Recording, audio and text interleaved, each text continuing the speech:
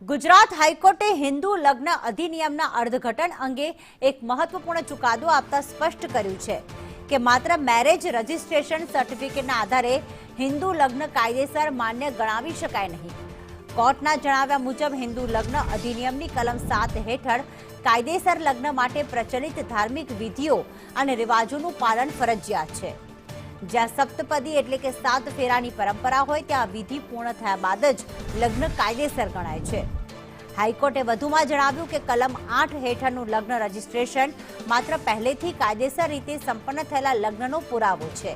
તે પોતે લગ્ન સર્જી શકતું નથી.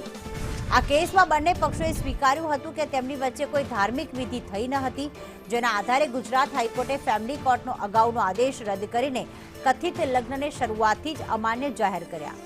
સાથે જ કોર્ટે અવલોકન કર્યું કે હિન્દુ પરંપરામાં લગ્ન માત્ર સામાજિક કાર્યક્રમ નહીં, પરંતુ જીવનભરની જવાબદારી અને પરસ્પર સન્માન પર આધારિત પવિત્ર સંસ્કાર છે.